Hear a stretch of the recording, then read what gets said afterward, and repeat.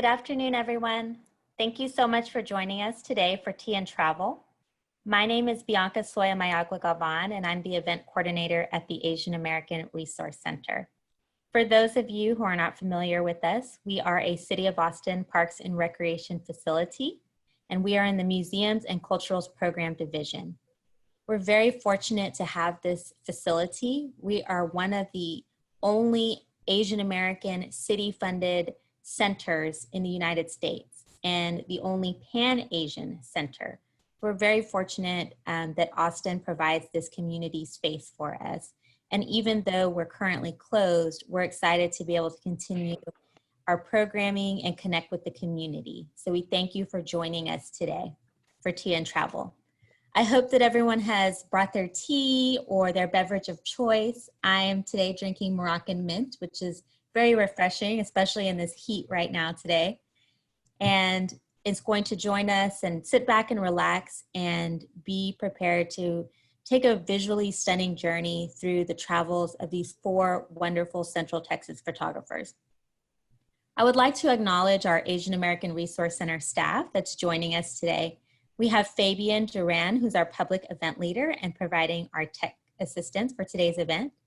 We have Lila Grace, who is our education coordinator and is also providing tech assistance.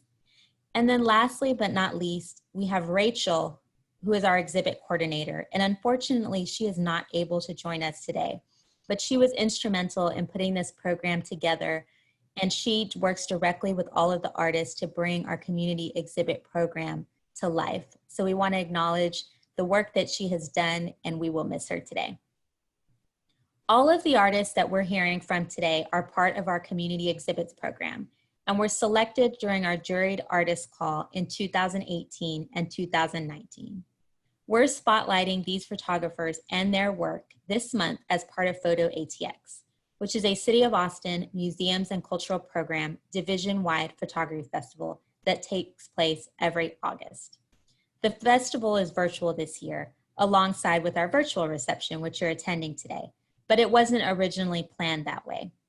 When Rachel began working with this group of artists back in 2019, we were dreaming of physical exhibits displayed on the walls of the center for folks to enjoy in person during our regular operations and special events.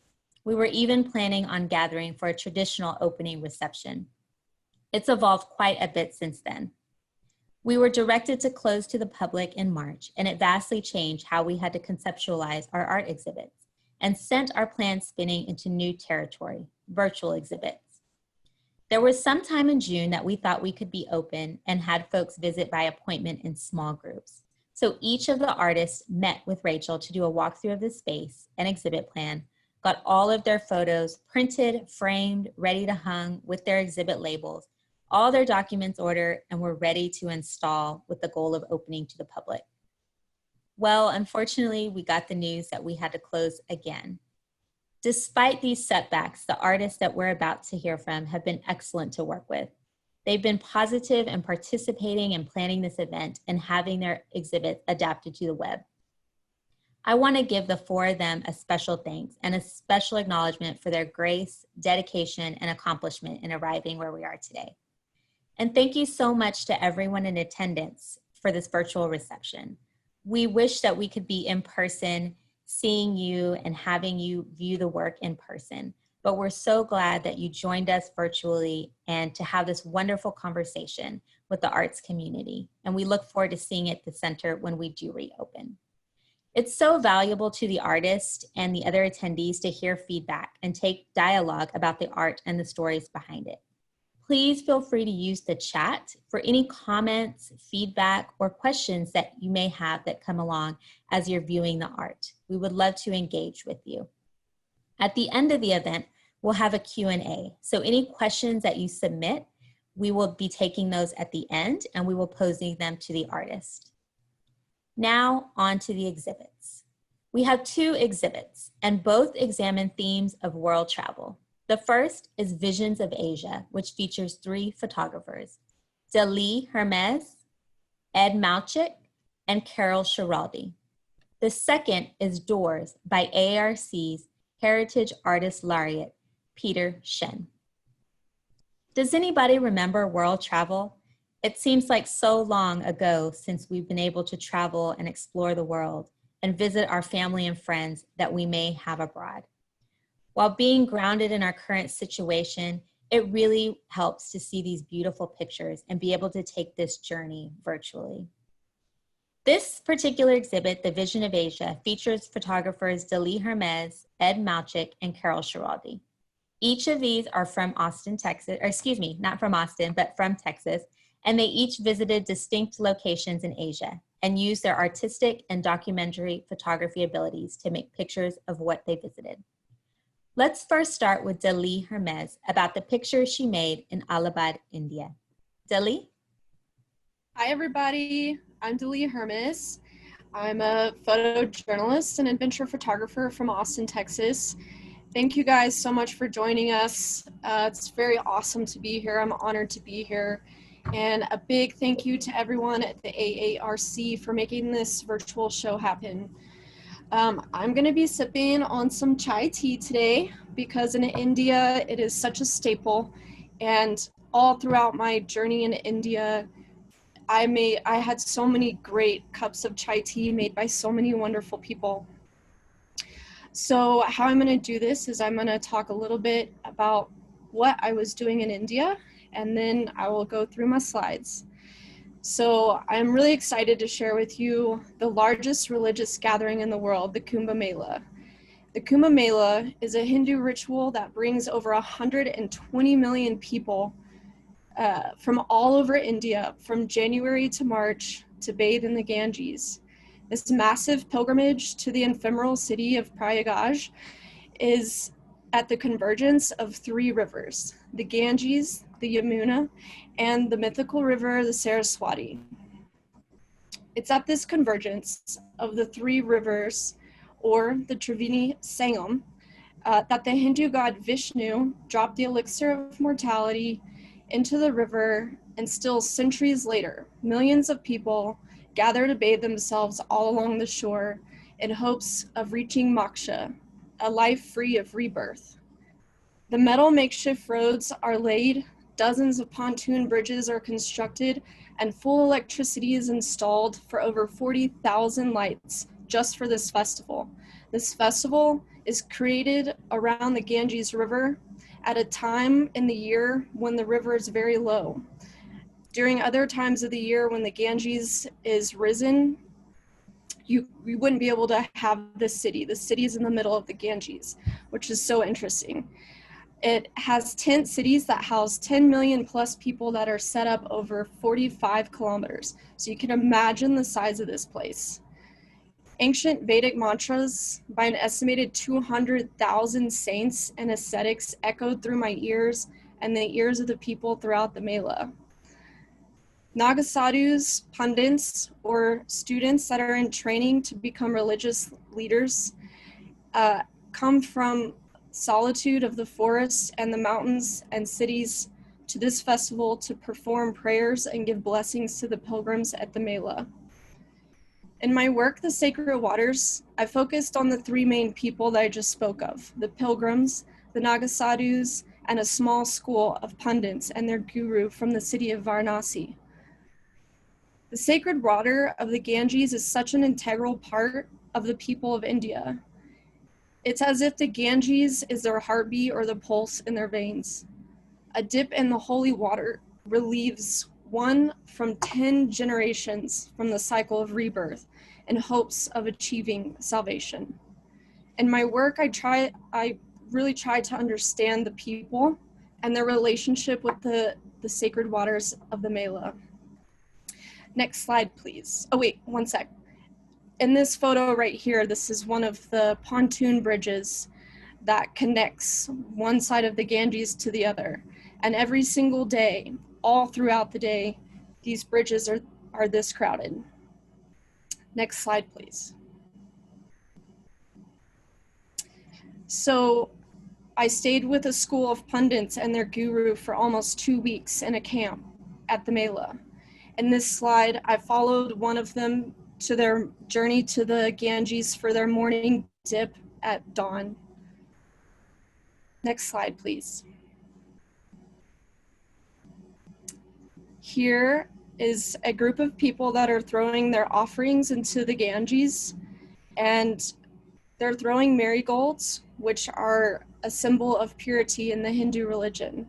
They also light candles and say a prayer and then send it off on bamboo boats, which are a sight to see. Next slide, please. This was pundits from the camp that I stayed in. There were about 14 young boys that were all in training to become a guru, or at least until the end of their school, which is maybe 18 years old. Most of these people will become gurus or have the opportunity to go to college after this. But here they practice their Vedic mantras every day, and they sit together, and it was really beautiful and hypnotizing to sit there and listen to their mantras. Next slide, please.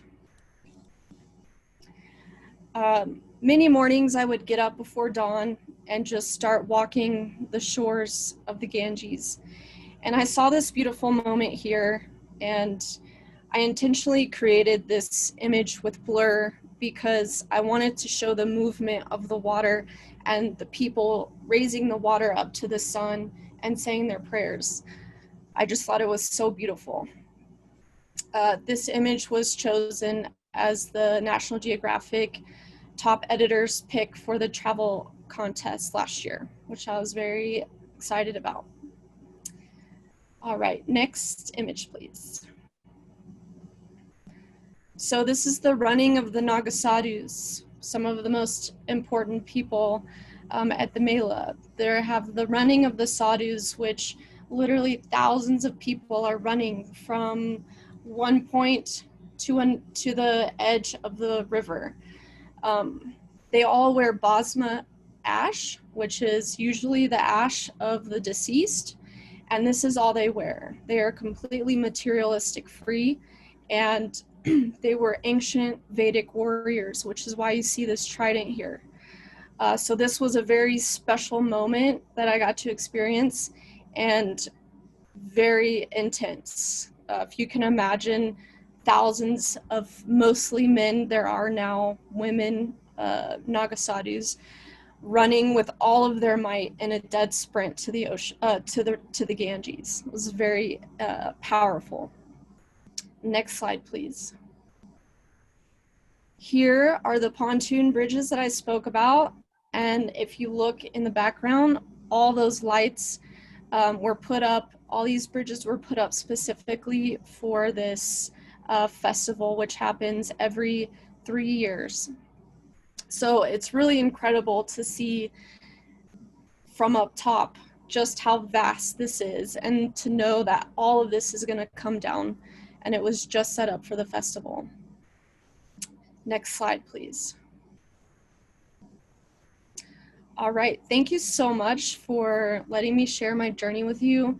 It was such a special event that I got to be a part of, and I appreciate you joining in today.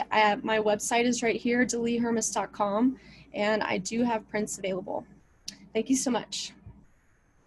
Thank you so much for sharing, Dalee. The photos were just amazing, and I really liked how you talk about the pulse in their veins, and you could really just feel the pulse of the people, you know, and that celebration. Your work has such a spiritual component to it. Traveling far from Texas and getting to tell the story that unfolds, how did that have an impact on you? And being a storyteller, what did you bring back from that journey? Well, I've always questioned religion since I was a child. I think it just seemed too big for me to understand that there might just be one God. So being able to travel to India and seeing such a large gathering of people praying mercilessly to their God was very beautiful for me. And I truly appreciate different religions and started looking for similarities in them. And water seemed to be one that I saw in so many different cultures around the world. And to me, it's the purity of the water that kind of goes beyond what words can describe. It's a feeling. And I think what I took back from this journey is that most people and most cultures and religions want the same thing. We want to live a good, loving life and share that love with others. And I respect that.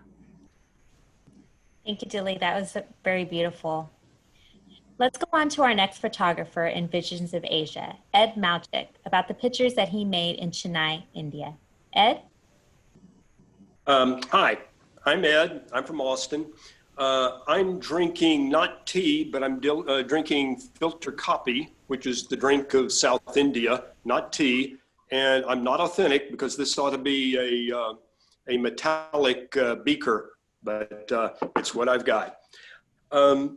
I'm from Austin. I studied photojournalism at the University of Texas. I joined the Peace Corps, and then I joined the U.S. Foreign Service and became a diplomat. One of my first posts was to Bombay in 85, 87, where I was a visa walla. And I wound up returning to India in 2013 for 2 years to Chennai, where my wife was vice consul at the U.S. Consulate General there. Now I'm a photographer of the street here in Austin. I shoot daily and I post daily on Instagram. And anywhere else I can get. I had a picture in the American Statesman this week again, which was nice.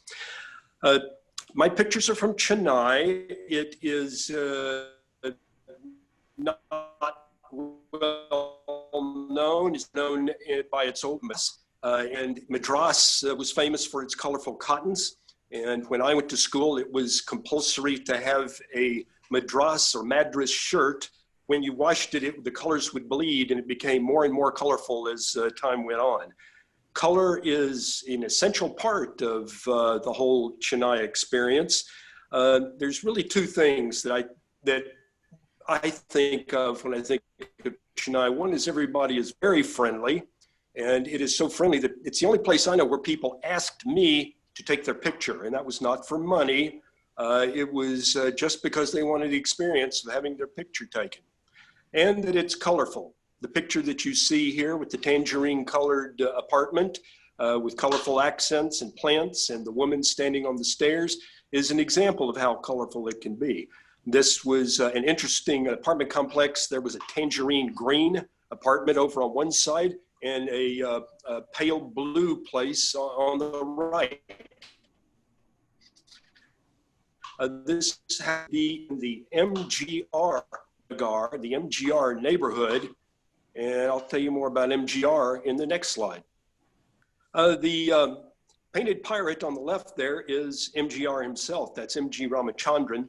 He was a Tamil film star, the biggest Tamil film star, and later became the governor of Tamil Nadu, the state in which Chennai is in. In going from film star to governor, he followed, or he set the pace for Ronald Reagan and Arnold Schwarzenegger.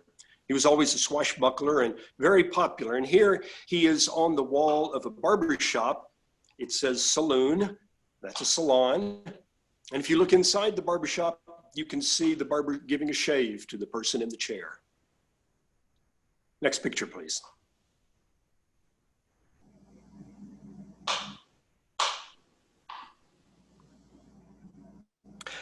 This is in the Royapuram neighborhood in the north of Chennai. It's a fishing village.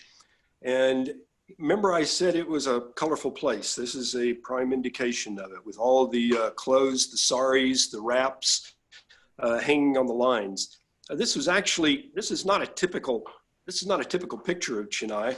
But the buildings here, the apartments were so close together that people extended the lines in between them and took advantage of it. So it's not unusual, but it's not usual, but it's an example of how the people used what they had. There's an examination of the picture would show you there's several people looking across and talking back and forth in the apartments. Next picture.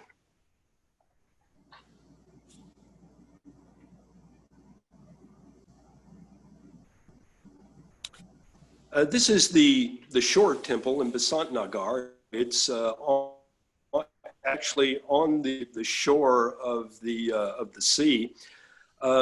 South Indian temples are famous for their extensive decoration. They've got all the gods are there in sculpture, and they're brightly painted. And the Shore Temple here had just be repainted, which it has to be like every 10 years because it's on the ocean and it weathers quite a lot.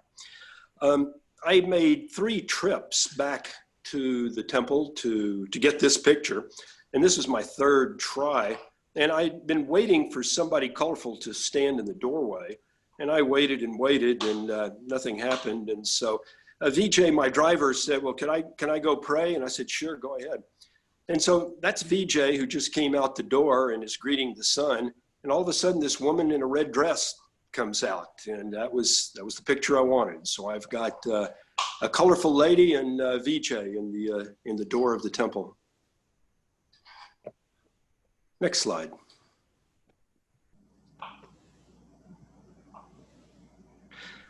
These are ladies making kolam designs. Kolam is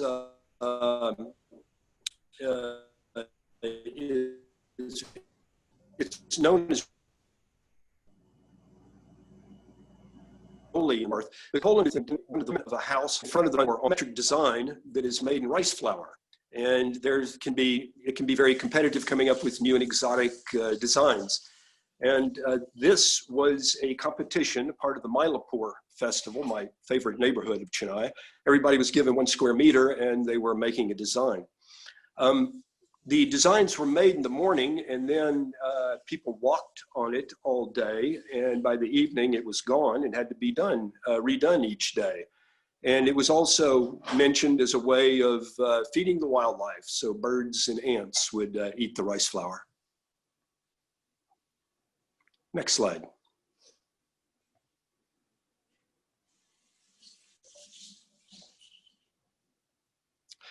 This is Elliott's Beach in Basant Nagar. It's famous for a number of reasons. It's the 2nd longest beach in the world. The longest beach is Padre Island here in Texas. This beach also, I hadn't known this, but it was the beach where Kamala Harris, the vice presidential candidate, said that she used to walk with her grandfather when she went back to Chennai during her summer vacations. And she and her grandfather would walk on this beach. Kamala Harris's mother was from Chennai. You can see one lone person in the bottom right in that picture. Next picture. These are parrots that gathered daily on the top of an apartment complex in Pycrofts Road in Royapettah. The owner of this place puts out 10 kilos of rice every evening on his roof, and it collects it collects parrots by the hundreds.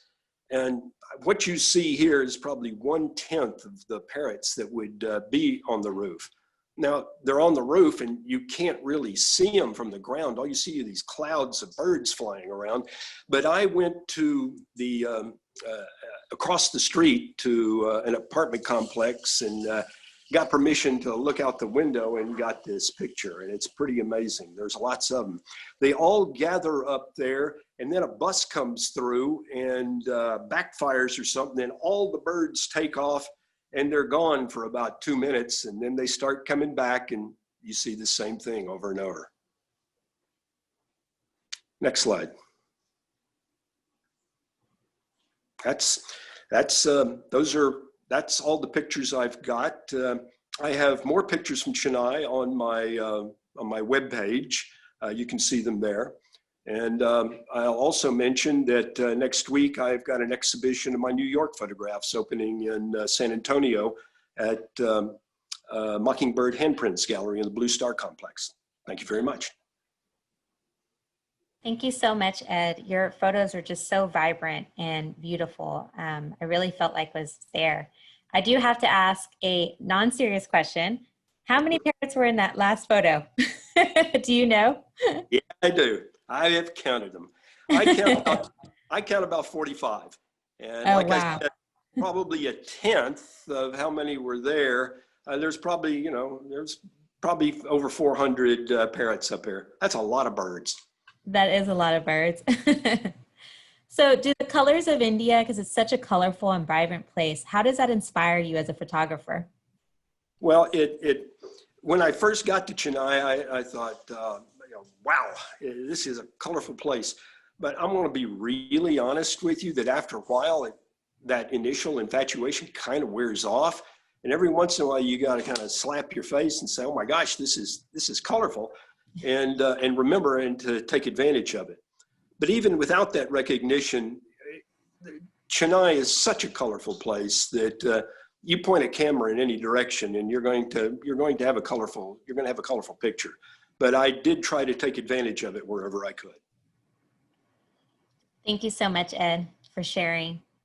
Let's move on to our next photographer, the third in Visions of Asia, Carol Schiraldi, about the pictures she made in Guilin, China. Carol?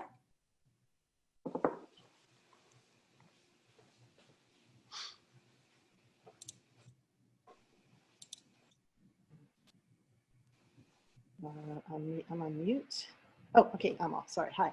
Thank you, Bianca. I'm Carol Schiraldi, and I live on the outskirts of Austin in Cedar Park, Texas. In 2017, I was one of 8 photographers selected to travel and explore the beautiful city of Guilin, China, and its surroundings. Today, I'll be taking you on a virtual journey to China while enjoying some delicious white tea with pomegranate. So this first image is called Golden Buddha. Ni hao ma, ku yi chao ni ma. Hello, how are you? May I take your photo? I learned how to ask during my stay in Guilin. This image was taken in Seven Star Park, which is a large urban park in the center of Guilin, much like Austin's Zilker Park. Inside the park grounds is a Buddhist temple where this Buddha is on display. The temple also has something called a wishing tree, which is basically a place where people write their wishes down on a piece of paper. They hang it on the tree, and it's considered meditative to hear all the wishes blowing in a breeze. I like to say I heard the wishes of 1,000 visitors while I was there. Next slide, please.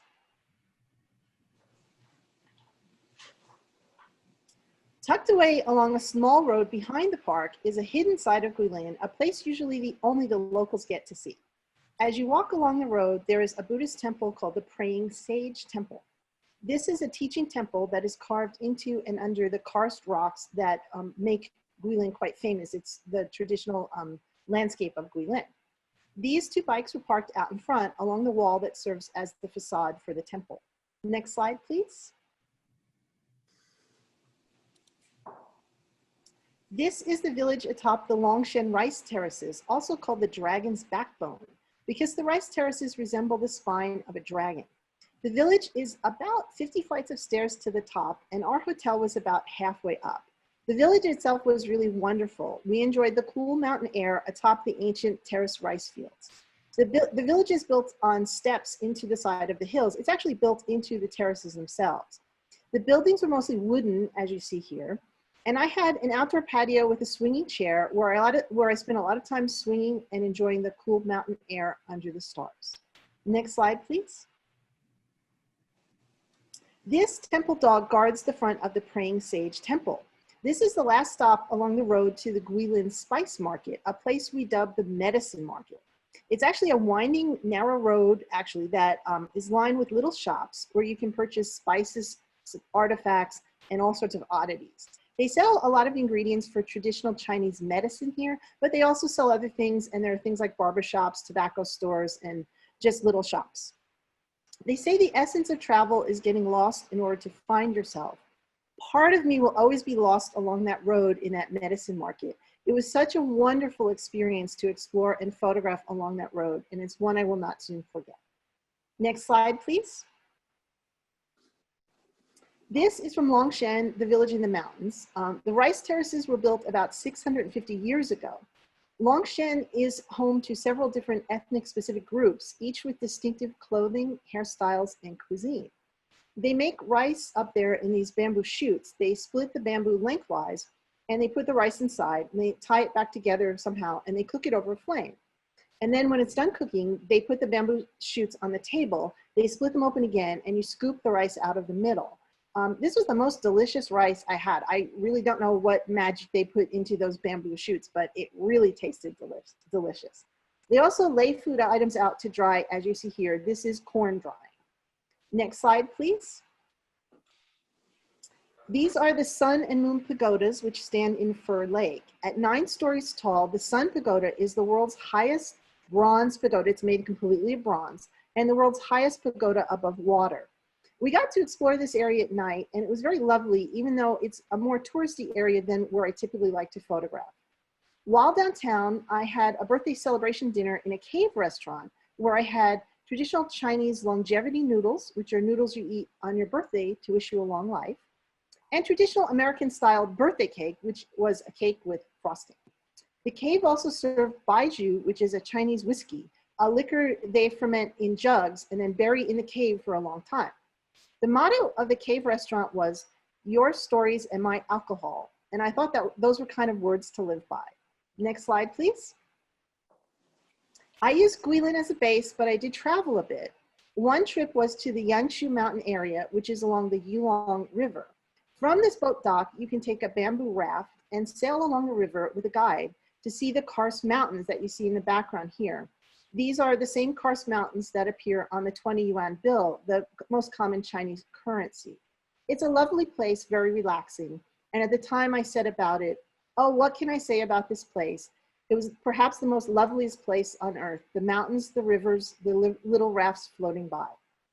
I would like to thank all the folks at the ARC, especially Bianca, Lila Grace, Fabian, Rachel, and my fellow photographers for doing this. Thank you everybody for coming, and you can see more of my work on carolslittleworld.com.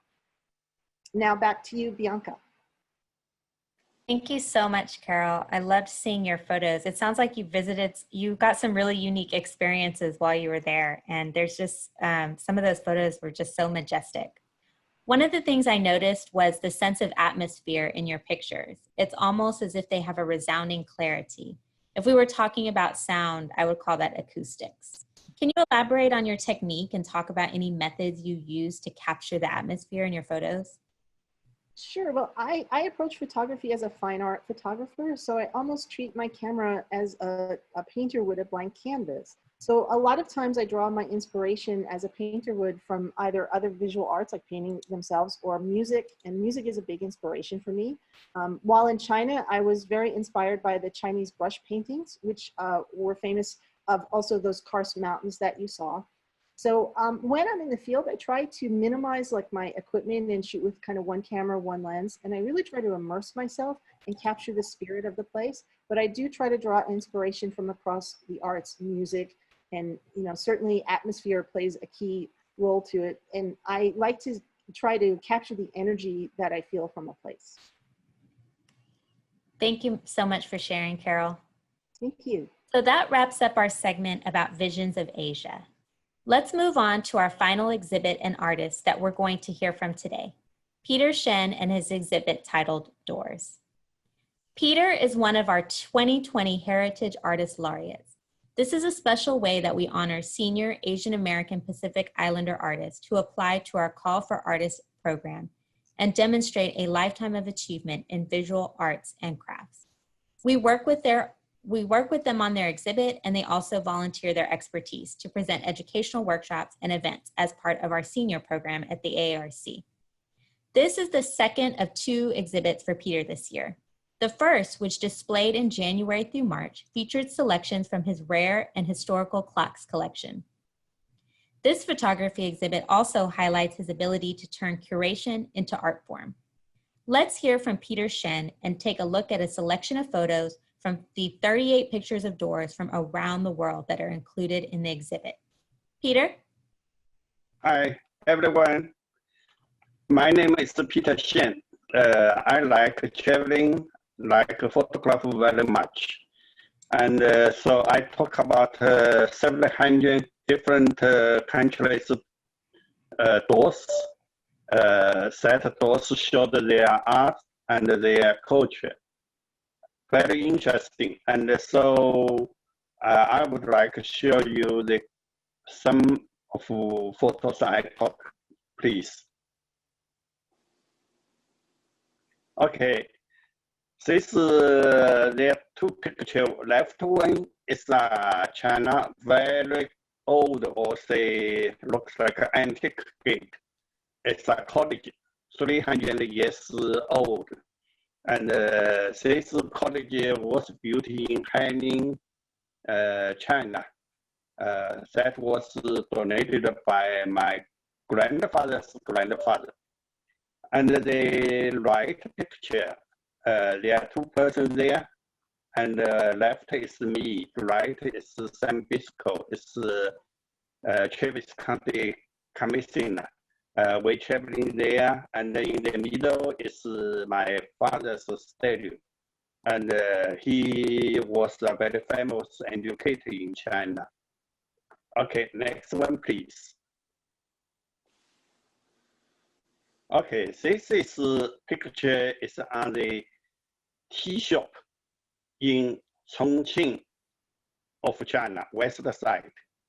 From this picture, you can see left side is a very modern bridge, very modern bridge. The river is called the Yangtze River. On the right is 700 years old tea door is carving. And so that you can see different, totally different arts and different age. If one day you have a chance to visit Chongqing and China, I suggest you to visit this tea shop. Very interesting, very valuable. Okay, next one, please. Okay, if you saw a door color is red or pink, and with wood carving, mostly this door is in Asia. And this is traditional cultures. And you can see this picture. Its color is red, and the top is their wood carving. Okay, next one, please. Okay, this picture very, very old. Looks like the wood is already 700 years old. This is a picture taken from Cambodia. And Cambodia, their son and their grandson, generation by generation, live in the same house. So in other words, their door keep for a long time. As you know, wood is very easy to rust. So why this door is 700 years old still there? I asked the same question. And I was told in Cambodia, see, if we use wood to make a door, material wood, first put in the oil, not industrial oil. That I think is vegetable oils.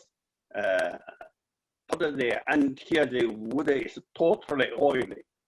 So this wood is raining. If water is go there, immediately gone. The wood will be kept for longer. This is Cambodia. Next one, please. Okay, so same thing as you can see, color is red. Even the door is very old, and with carving. Okay, next one, please. Okay, this one is interesting. If you look at that, material is jade, so it's China or Asia. However, I found it in Europe. Europe is Portugal.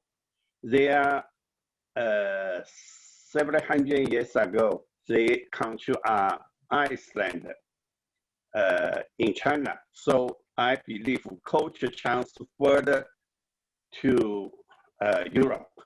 So this one, everyone will believe that it's in China. No, this one is in Europe. But the style is totally is SS culture. Okay, next one, please. Okay, and the right one is in Germany. That is Royal Garden door. Beautiful, very, very beautiful. Okay, thanks for everyone.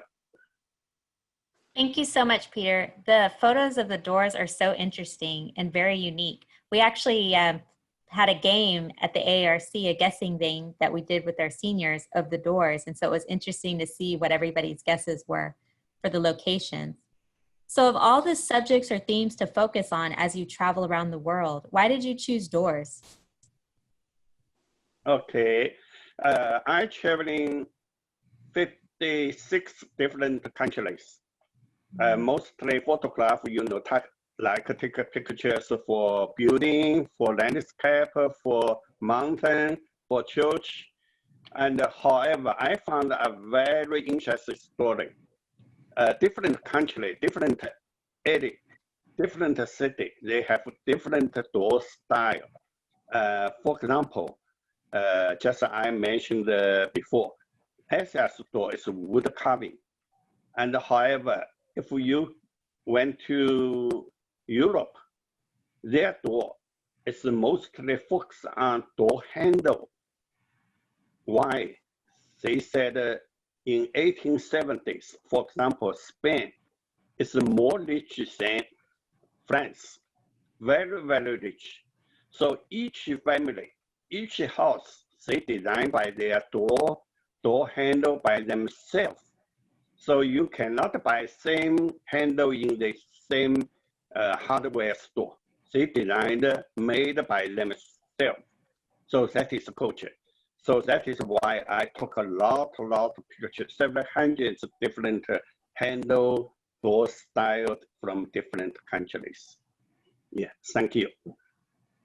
Thank you, Peter. Yeah, that's amazing. And we just saw a small snapshot of the doors, it sounds like, that you took pictures of. So thank you so much to all of our artists today for sharing more about the about the photos. And now we're going to do a Q&A. So we do have some questions from the audience. We'll continue to accept questions, so feel free to drop those into the chat. And we're going to answer some of the questions that our audience has posed today. So the first question is for Ed. Ed, how did people get their clothes down after drying them in midair? I don't know. I didn't stay around long enough to see the entire washing process, so I really don't know. That'll be one of those mysteries that we just don't know. All right, thank you, Ed.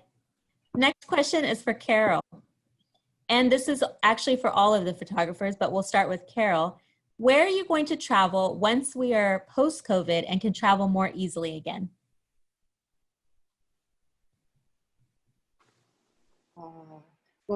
Sorry, having trouble with the mute button. So for me, I want to really go to Barcelona and Morocco, but I would also like to explore Asia again and return to Japan and possibly Thailand. And after seeing this presentation, I really want to go to India as well.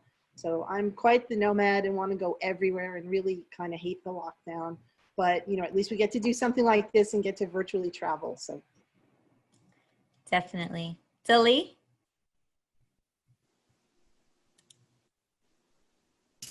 Yes.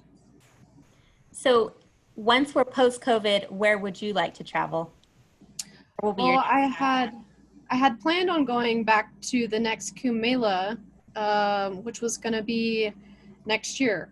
So that was the plan, to go back to India and document another. It was going to be in Haridwar, which is was going to be a lot smaller and more personal. So that's what I was going to do. We'll see. Well, hopefully for 2021. Yeah. What about you, Ed? Before I moved to Chennai, I spent 3 years in Paris, and I'd go back to Paris. There's a lot of new restaurants and a lot of new photo galleries that I'd like to catch up on there. Nice. Thank you. Peter? For me, next one maybe is I want to go Africa. I already visited Africa, Egypt, and I believe there are more different countries I would like to go. So next one is Africa. Thank you for sharing. I know that probably most of us on this event today can't wait until we can travel again. So this question is for Peter. What made you interested Yes. in exploring the theme of doors, which you touched on a little bit earlier? Is there anything else you want to share about that? Yeah, for example, 3 or 4 years ago, I traveling to Russia. I surprised. Russia's door is very, very big and very high. They are almost 2 stories or 3 stories.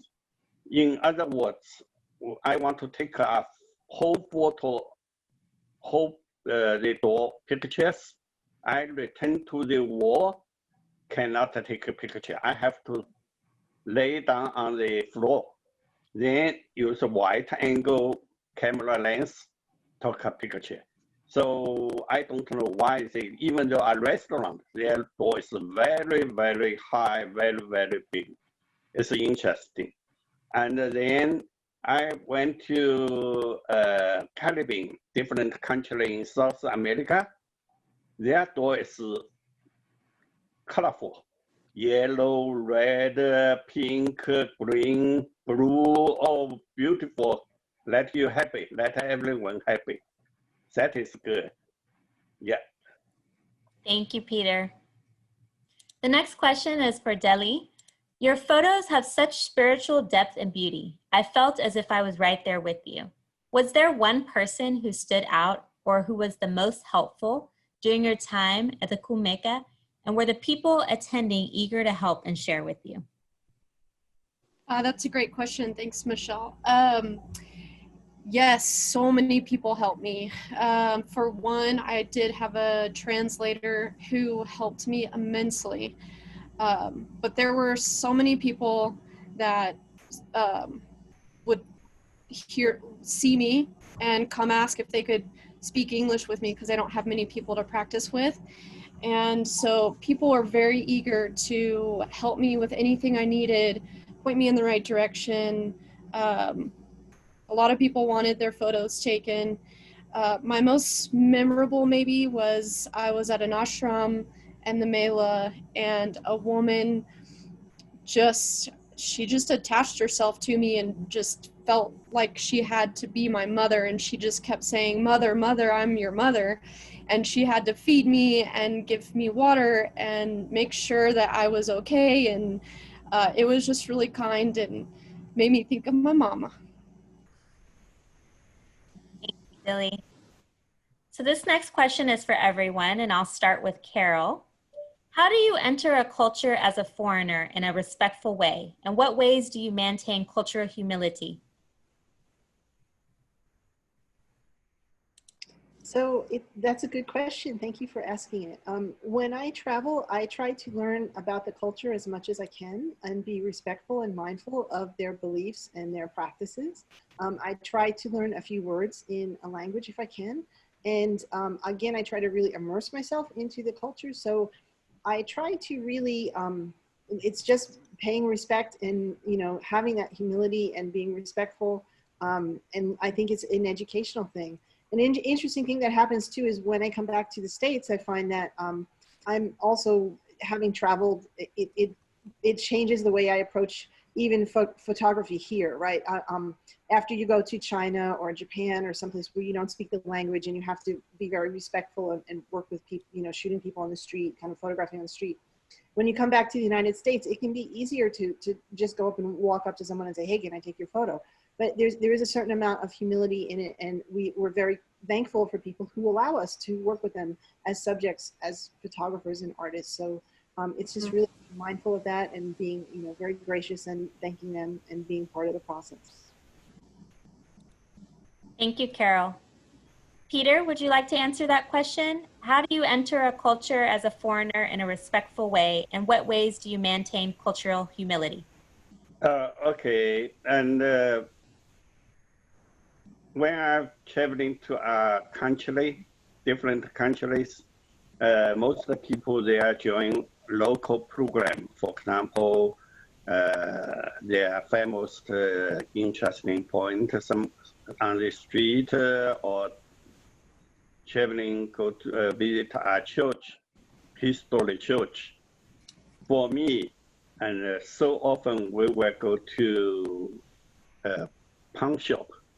You know, pawn shop. It's an antique shop. There are lots of antique for sale there. This is culture. That's really beautiful. This is history. And then I also go to flea market, if that is Saturday and Sunday. From the antique, I can bought some wood carving or glassware, a lot of things. And also I took a lot of pictures there. And this is history. It's a small museum, looks like. Of course, I will visit a former National Museum there. Hope I answered your question. Yeah, thank you. Yes, thank you, Peter. Ed, would you like to answer the question? And I can repeat it if you would like. Yeah. The most important thing is to know before you go. You need to have an idea of what the culture is. You need to know things like when you greet somebody, do you kiss, bow, or shake hands? And you need to know how to dress. In the United States, certainly in Texas, we dress for comfort. In countries, you dress for respect. And you need to know what that is. A few words of the local cultural good. And if you're just parachuted in, you just drop in and you need to know how to act, observe everybody else and kind of follow their example and see and do what they do. Thank you, Ed.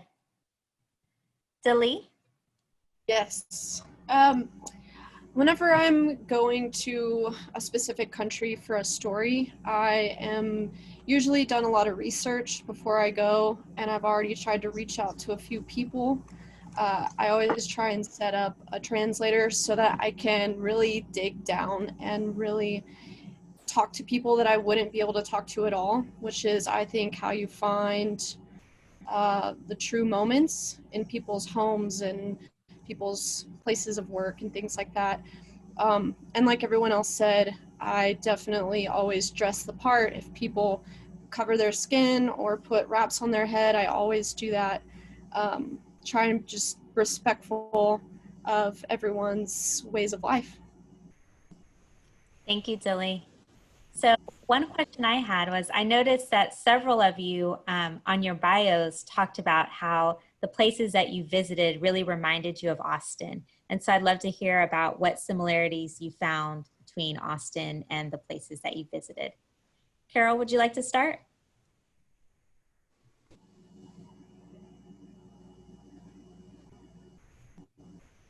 Sure.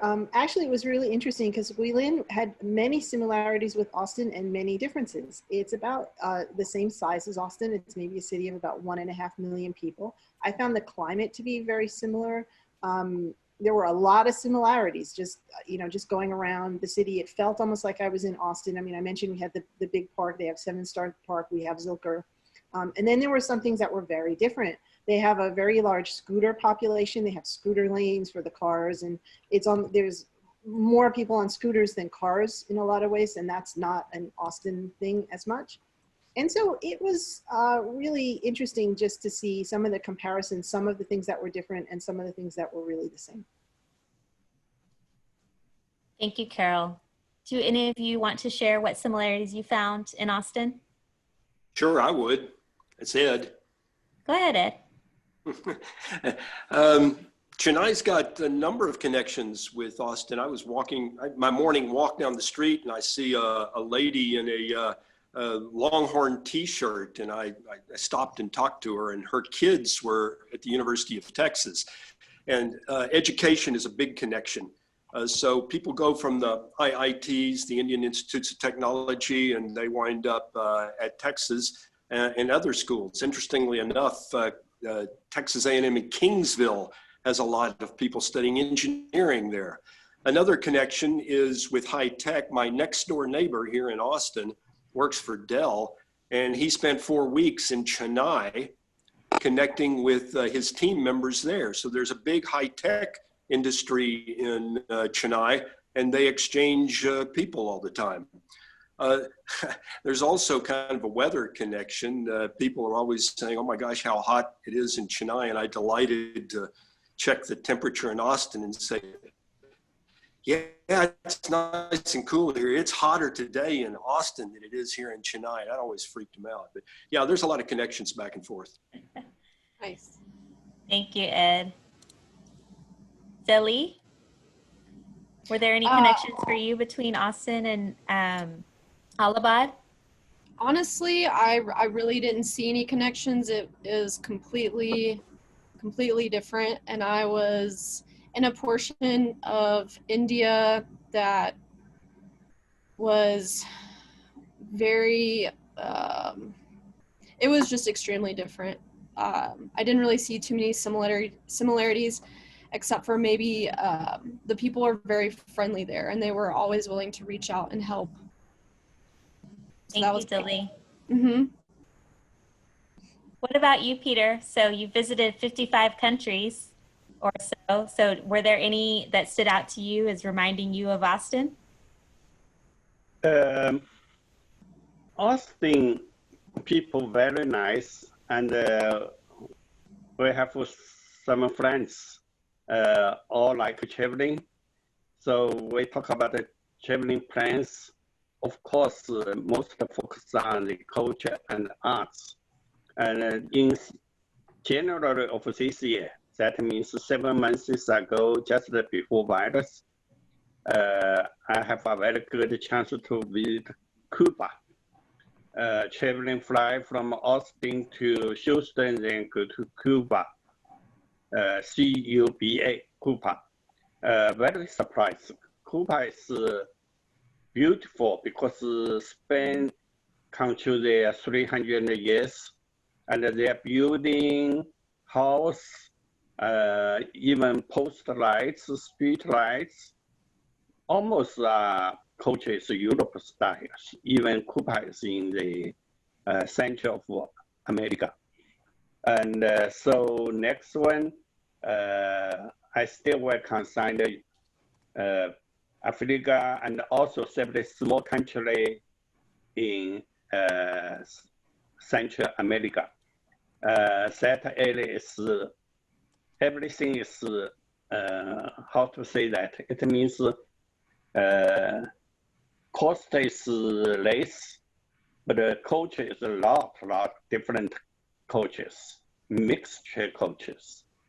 So also, by the way, I just want to mention, everyone know this point or not. Austin is the #1 called antique shop. A lot of people coming to Austin for traveling, also for shopping, for antique. Why? Because it looks like New York, Boston, antique shop is already, everything is gone. But in Austin, still there are lots of antique shop. So this is also, in other words, we live in Austin, we maybe don't know. People like traveling to Austin for Capitol building, for mountain, for lake, also there for antique. That is interesting. Okay, thank you. Thank you so much, Peter. So that brings us to a close today. I want to thank everyone who attended, and a very special thanks to our photographers. Their work was just amazing, and I hope you enjoyed our journey through travel and tea today. We would like to ask that everyone complete our survey. The feedback that you provide us allows us to continue to bring great arts and cultural programming. We will be sending an email out after this event. It will probably be on Monday. We'll include contacts to all of the artists if you would like to get more information from them or visit their websites. And it will also include the AARC survey. So we do ask that you fill that out. We want to thank you for joining us today, and we hope you enjoy your afternoon. Thank you, everyone.